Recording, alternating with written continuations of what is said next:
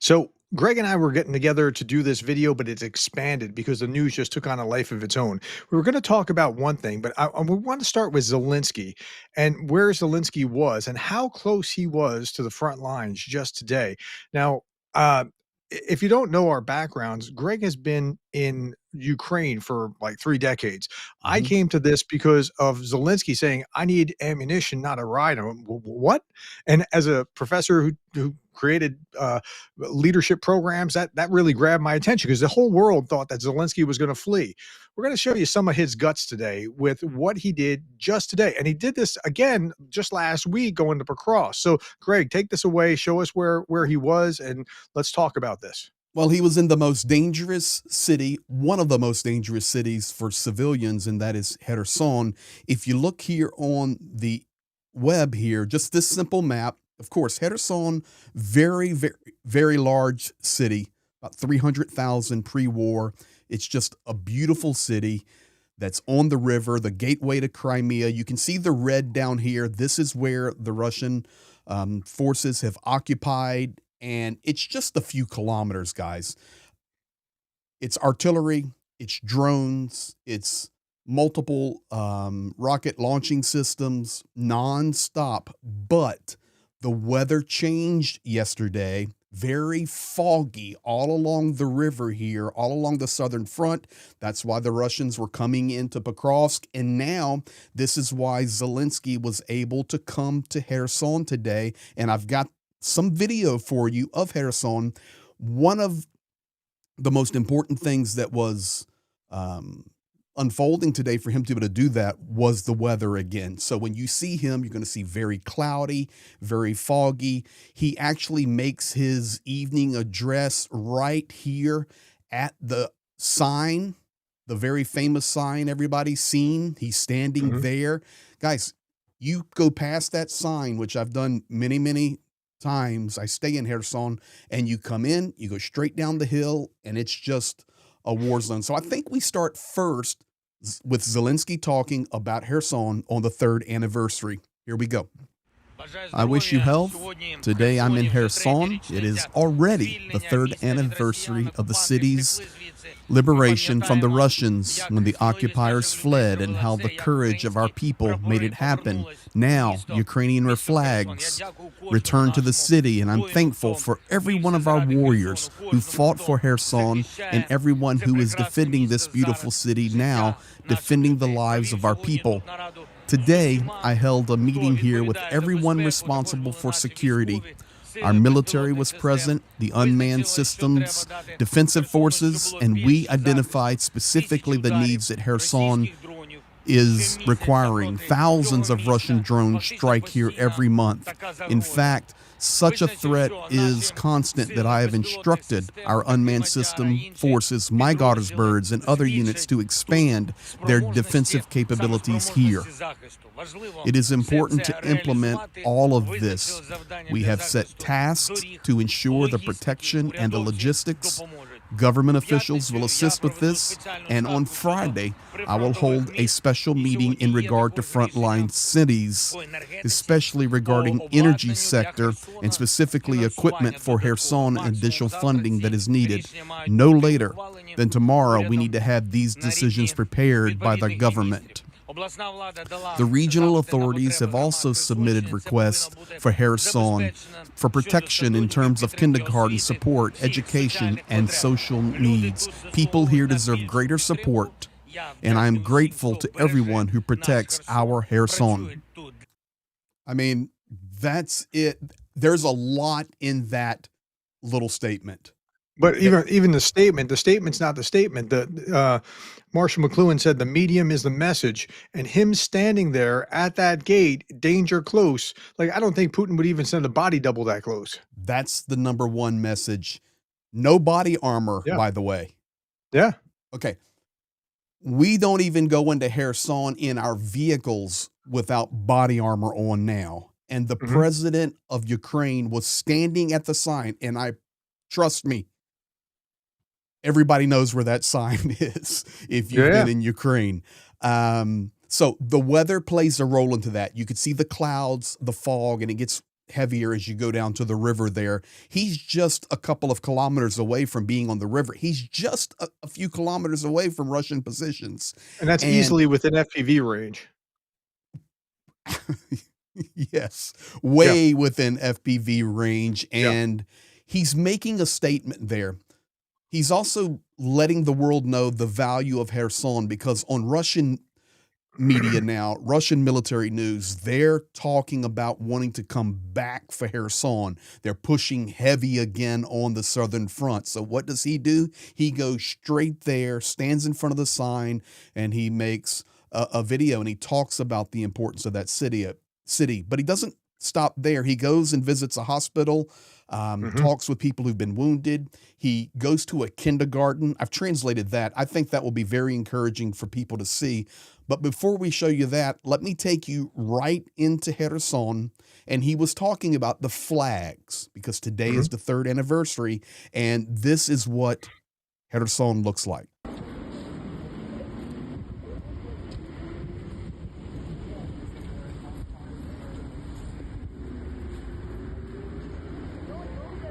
Wow. Little flags tied. You can see the strikes in the street, guys. All of that is Mhm. artillery strikes, government building completely leveled. One person there holding a flag. She asked, "Can I take a picture?" And she's a citizen of Ukraine, saying, "Kherson, it's all Ukraine." Mm. So what you can see from that is the weather, but there's very few people, and it's a destroyed city, but it's Ukraine. Um, with that said, school's still happening underground. Yeah. Zelensky goes and visits. Look at this. Hello. Welcome. Have a good day, everybody. How are you doing? We're good. What are you guys doing? What are you drawing? What exactly are you drawing? Oh, that's cool. Well done on your painting.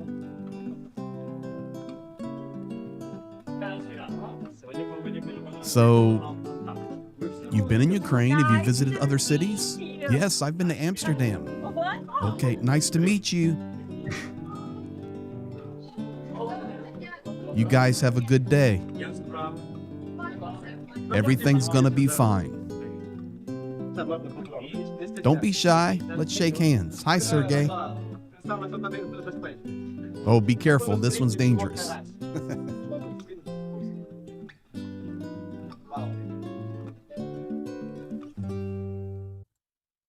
So one of a leader's chief jobs is to kind of set the people's eyes toward the vision, the mission to the organization, or in this case, the country. Like, hey, it'll be okay. I'm here. It's running up a flag up the flagpole so people know how to rally around it, and that's what he's doing here. And that's it takes a lot of physical courage to be doing what he's doing.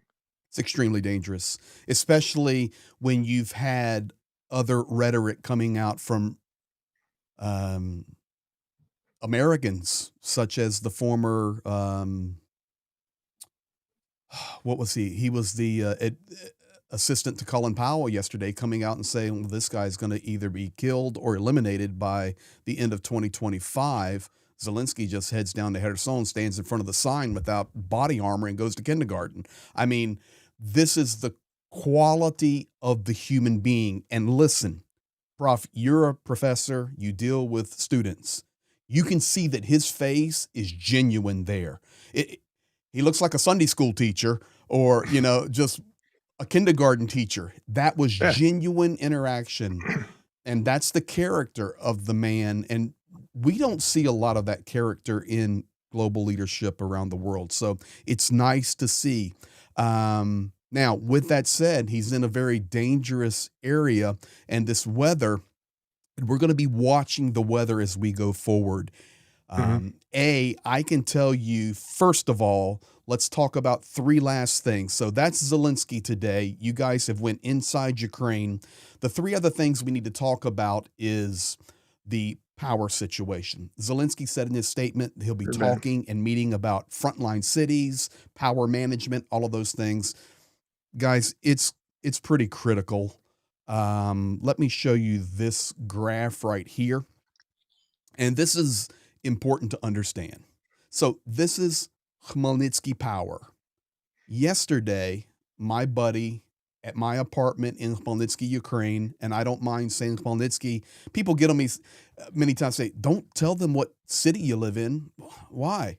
I'm not going to give you my address, but people say they're in Kyiv all the time. Khmelnytsky's a big city. It's my city, and I'm proud of it. I love my city. But this is our power schedule now.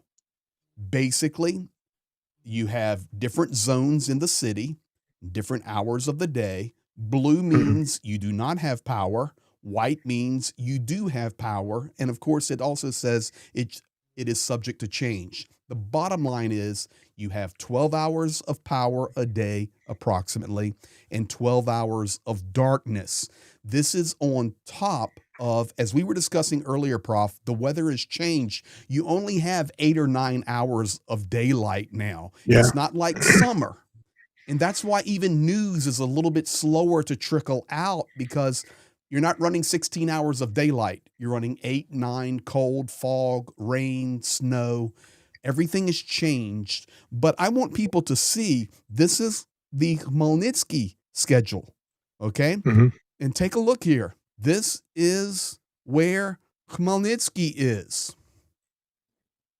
This is not Kryvyi Rih or Dnipro, Kremenchuk, Poltava, Right. Sumy, Kharkiv. This is way over here. The entire country, all of it, is on this type of power schedule. So it is critical right now that people understand that. And that's one of the things Zelensky was talking about. Could you imagine having to live like that? Just think about it for a moment. Yeah, I can imagine it, but it seems like this would be pretty terrible, especially going into the winter and with the extra darkness. The only upside is the extra darkness should slow down military advances when you can't really function as rapidly as you might otherwise. But we'll see how that plays out over time. What slows down military right now is fog, Hmm. not cloud cover. So when it's cloudy only, it's and it's higher clouds, drones can still run, and even there's a Yeah. higher possibility of missile strikes. But when the fog is there, it blinds everybody. Now, Hmm. speaking about the front lines, we need to pay attention to a couple of things here. Um, let's talk about Odessa first. Odessa is under constant attack, like Kherson. And today, Odessans were given a reminder. If the air alarm goes off, that means you go to the shelter. So if you guys do not know, when an air alarm goes off, it will go off and ring for about 5 minutes, and we've all heard that sound. Then the air alarm stops so people can function, but you're still under the air alarm until the all clear signal and air alarm goes off. So, it's you're going to see a video now where there's no air alarm going off, but the air alarm has already sounded. And that Hmm. means you're under air alarm. So this is the danger. This is video coming out of Odessa today and a Shahed drone flying. This is why it's important to obey the air command. That's a Shahed that is flying right through the center of Odessa. Mm.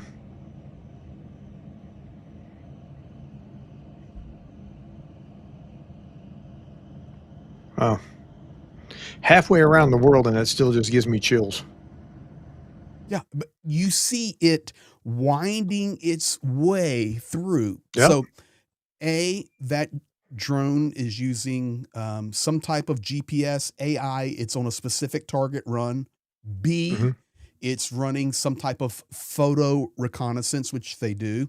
And you can also see how low it is to the ground. Hmm. Um, and I know people are going to be putting in the comments, why don't they shoot that thing down? It's not that easy to do. Hmm. So this is the reality.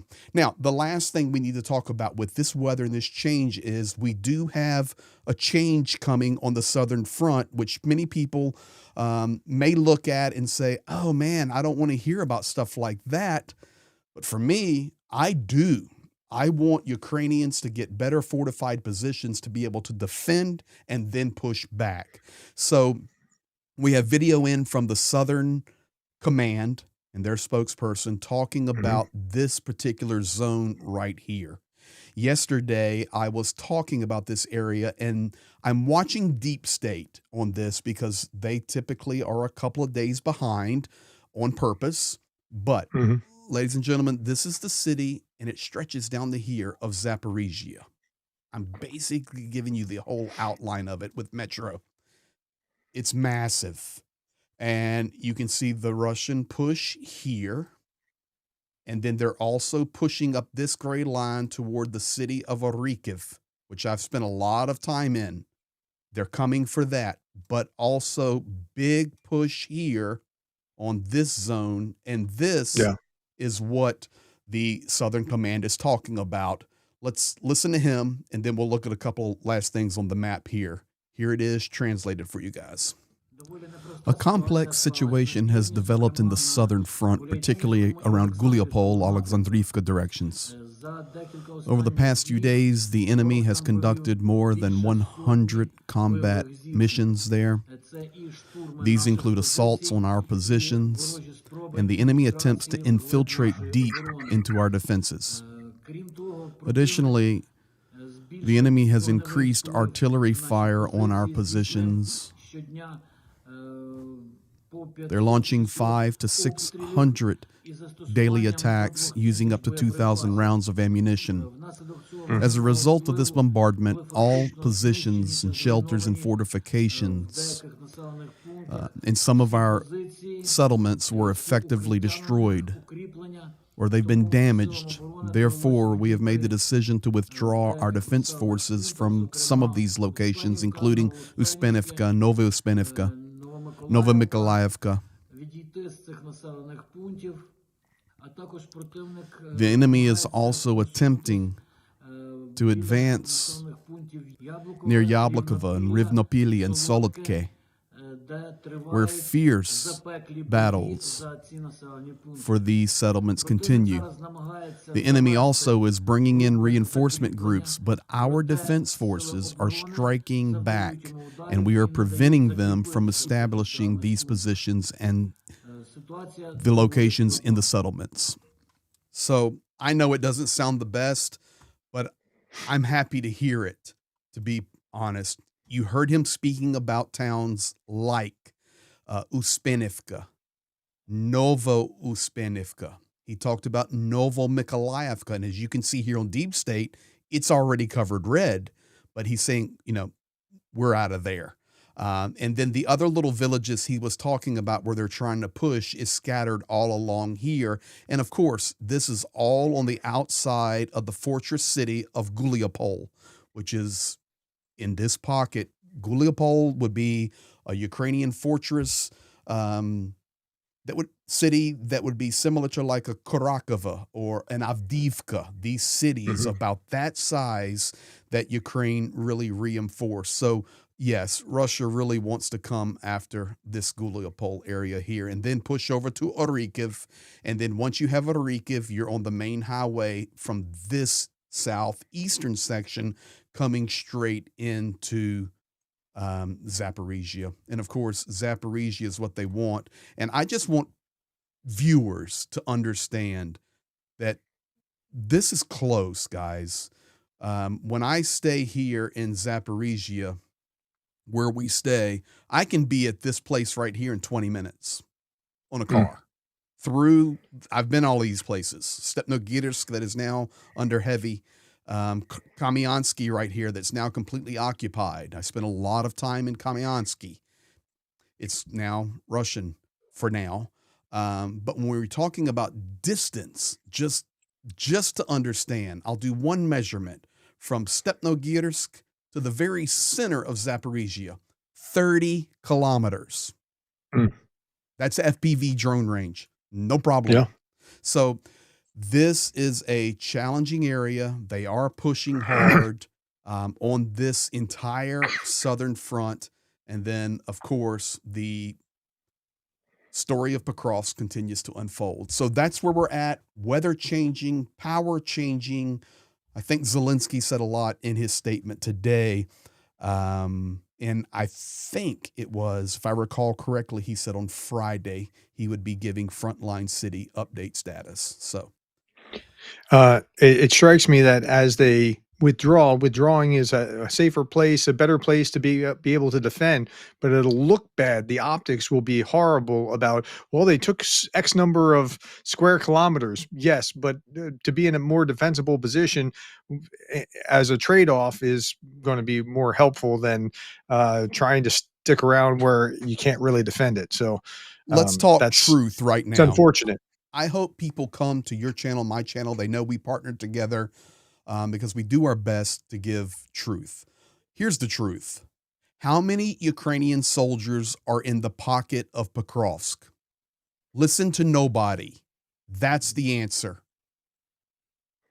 It's too Ukraine hard to knows. tell. Ukraine Yeah, knows. But they're not going to make it public, of course. How many Russians are actually inside Pokrovsk? You hear the number from 80 to 300 to thousands. Who really knows? People that aren't telling.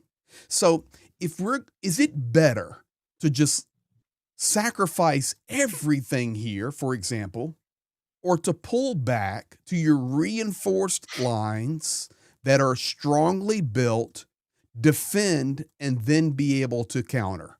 It's logical. It doesn't that's feel good. so that'll come in time, and we Mhm, don't know how much time. And when it does, that's good to understand. So what you want to do is you're trying to bleed the enemy as much as you mhm. can without then losing your own. Right. So it's like let's say you have money in the stock market, right? And this is not quite a great analogy, but like you're building and you're building and you're building and you're building. Well, at a certain point, you want to take that off the table rather than let something potentially come back down. And sticking around too long would be a bad thing. But trying to find that optimal time, that's a tough thing, and that's where they are right now. They're holding, as far as I can detect, but they may have to. I mean, tomorrow we could be singing a different song. So It could uh, be. we we just don't know. I always encourage people to listen to Zelensky on all of these Yep. topics. And today he spoke volumes standing in front of the Kherson sign without even body armor on. And I mean, that's that's bold, very bold.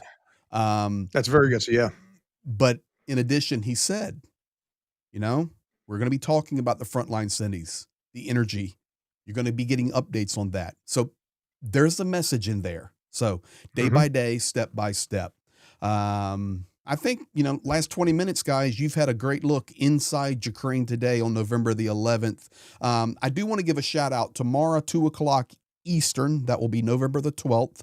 I am doing a live interview with Sean Penner, who just put out a Mm. great article about Pokrovsk and the importance Mhm. of it. In addition, he was a prisoner of war captured by Russia. Got an incredible story. So if you on Prof's channel or my channel, set your alarm or catch it on demand later, it's going to be an incredible hour with Sean Penner. So If you were on my channel, I went over that article just 2 or 3 days ago, just talking about, like, what does it really look like in Percross? So, yeah, this will be a great interview. Please make sure you see it.